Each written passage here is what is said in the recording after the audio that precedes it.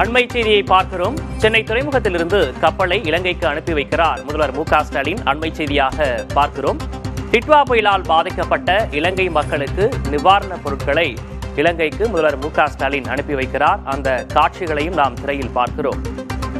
அண்மையில் டிட்வா புயலால் இலங்கை கடுமையாக பாதிக்கப்பட்டிருந்த நிலையில் அதற்கு தேவையான உதவிகளை செய்யும் என்று ஏற்கனவே தமிழக அரசு அறிவித்திருந்தது. தற்போது அந்த உதவிகளை அனுப்பக்கூடிய அந்த நிகழ்வு நடைபெற்றுக் கொண்டிருக்கிறது. கூடுதல் விவரங்களை செய்தியாளர் சந்தானத்திடம் கேட்கலாம். சந்தானம், முழு விவரம். சமீபத்தில் டிட்வா புயல் காரணமாக இலங்கையில பெரிய அளவுல பொதுமக்கள் பாதிக்கப்பட்டிருக்கூடிய நிலையில தற்போது இந்தியாவிலிருந்து இலங்கைக்கு நிவாரணப் பொருட்கள் என்பது அனுப்பி வைக்கப்படுகிறது.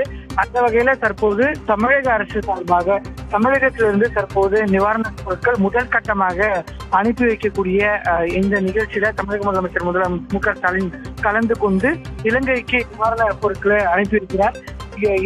சென்னையிலிருந்து முதல் கட்டமாக தற்போது அனுப்பி வைக்கப்பட்டது. அதுல 10,000 போர்வை, 10,000 துண்டு, 5,000 வேஷ்டி, 5,000 சேலை, 1,000 தார்பாலின் ஆகியவையும், அதே போன்று 650 டன் மதிப்பிலான பருப்பு, சர்க்கரை, பால் பவுடர் ஆகியவை இருக்கிறது. அதே போன்று தூத்துக்குடியிலிருந்து 200 டன் என ஒட்டுமொத்தமாக 850 டன் மதிப்பிலான பொருட்கள் இலங்கைக்கு தமிழகத்திலிருந்து இலங்கையில் இருக்கக்கூடிய மக்களுக்காக அனுப்பி வைக்கப்படுகிறது.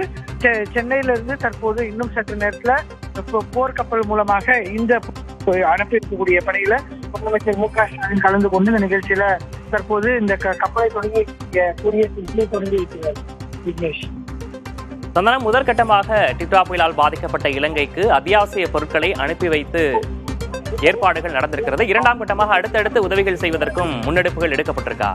நிச்சயமா 6 கோடி வரை நிவாரணப் பொருட்களை வழங்குவதற்காக அரசு சார்பில் திட்டமிட்டிருக்கிறாங்க. அந்த வகையில பார்த்தீங்கன்னா இன்று முதல் முறையாக பார்த்தீங்கன்னா 1,19,75,800 ரூபாய் மதிப்பிலான பொருட்கள் தான் அனுப்பப்படுகிறது. அதுல பல்வேறு விதமான தொகுப்புகள் அனுப்பி வைக்கப்படுகிறது. சென்னை, தூத்துக்குடி என 2 இடங்கள்ல இருந்து இந்த பொருட்கள் அனுப்பி வைக்கப்படுகிறது. இதன் பின்னர் அடுத்த கட்டமாக விரைவில் தமிழக அரசு சார்பாக அனுப்பி வைக்கப்படும் என்று தெரிவிக்கப்பட்டிருக்கிறது.